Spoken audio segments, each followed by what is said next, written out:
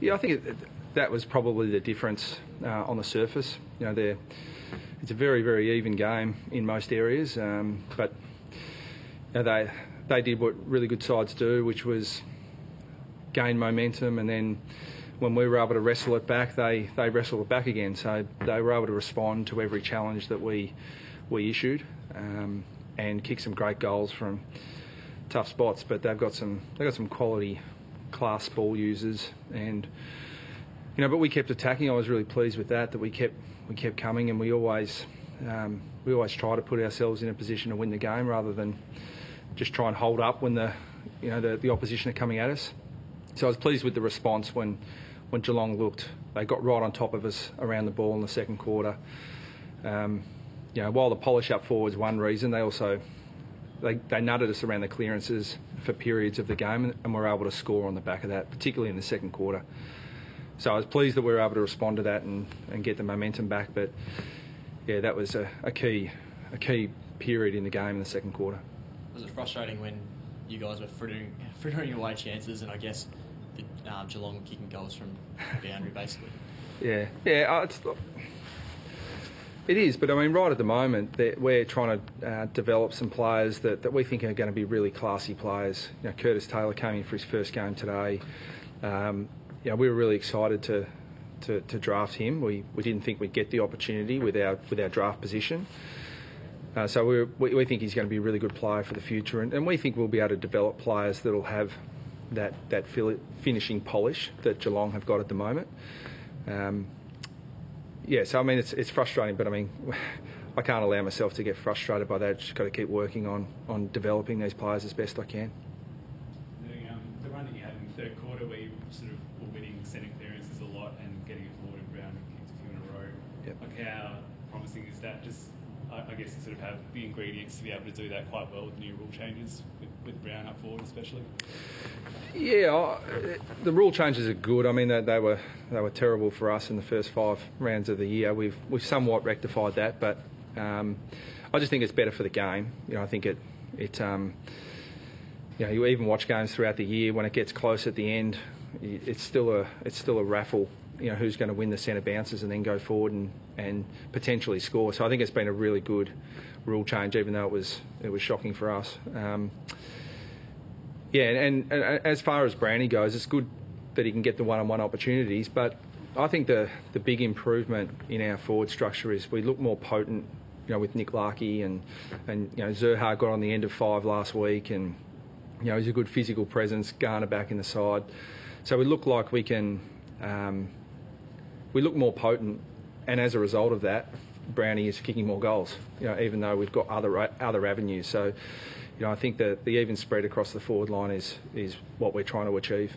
Do you look at the last 2 weeks that we know of Carlton and then today to really hold, pretty tight with the later leaders? Do you look at that as a positive couple of weeks, building some momentum still, even though you didn't get the result today? Yeah, I think again the message is very similar to last week. We're pleased with the way that we went about it today, but we just can't be satisfied with where we're at. And I think that our challenge is to focus on consolidating the areas that are improving for us, and really playing that style of footy against any side, regardless of where they sit on the ladder. I think that we'll continue to work on other areas of the game we need to improve, but I think as a foundation, if you can produce that sort of effort, if we'd been able to play that style of footy earlier in the year, I think we'd be in a very different position. But the reality is at round 8 we are where we are. So the exciting thing is the competition is tight. You watch Carlton Collingwood yesterday, you think that that result, particularly late in the last quarter, it just is more evidence of where the competition sits. So we've just got to persist and keep building on what we do well, and try to replicate that brand of footy as often as possible. Did you get a view on the Gary Ablett and Sam Wright incident early in the second quarter? Wright was hit hard by Ablett with the elbow, similar to last week. Oh, was it? That was what people were saying. Yeah, I didn't. Yeah, if it was similar to last week, then I don't think there's anything to worry about. Yeah, he's a ball player. I mean, I thought I did see the Durden Rowan one. That's a really tough one because I think that rule changes so often. I can't even keep up with where we're up to on that one. But no, as far as Gary goes, I mean, he's a ball player, and he's proven that over 300 plus games. And I thought Kane Turner, it's a classic case. I mean, I thought Kane Turner did a really good job today, and Ablett kicked 4 and was arguably the difference. I thought Robbie Tarrant did a great job on Tom Hawkins. Hawkins finds a way to kick 4. So yeah. As far as the MRO goes, I'll leave it in their hands. But I don't think Ablett's got anything to worry about if it looked like last week.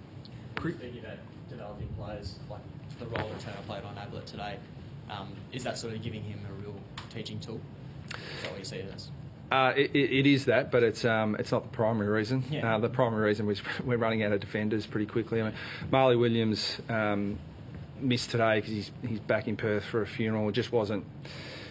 His family's quite distraught, as everyone can understand. So it was an easy decision just to leave him in Perth, even though he had every intention of coming back. So we're pushing forwards back at the moment just to plug gaps. But it is a great learning opportunity for Kane, and he's tenacious and he's competitive. And as I said, I thought he did a good job back there on a superstar player who has got great polish.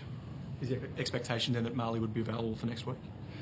Yeah, and the expectation was he'd be available for this week too. But you never know how those family situations are going to unfold, and there's a very easy decision for us to leave him out today. And what about Scott Thompson? What was it? How close was that?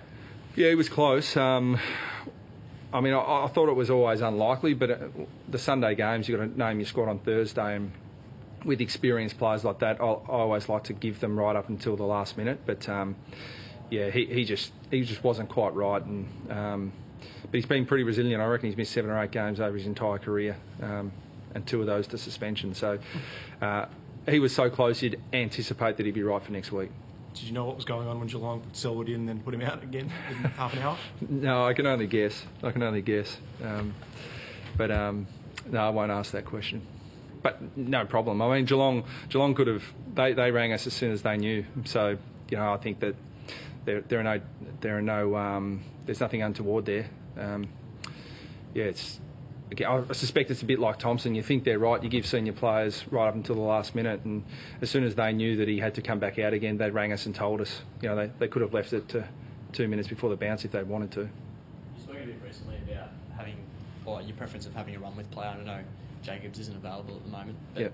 When Tim Kelly gets off the chain today, would you ideally like to have someone of that calibre trying to go with him? Yeah, we tried. Plan A didn't work although in the first quarter wasn't too bad, but then when he got off the chain Kelly and Guthrie really got on top of us around the ball. We made some changes, but you're right, it's not just a one player go and stamp the opposition's best mid. So we are developing a young player, Kyron Hayden, in the VFL to play that role, and obviously we're hopeful of getting Ben back at some stage. But last week the defensive midfield job worked. This week it didn't. So, and Kelly was just fantastic. I thought he was clearly the most influential player on the ground. So, we'll continue to develop Kyron and hope we can get Ben back soon. What happened before the first bounce with Mason Wood and Taylor Garner? That switch?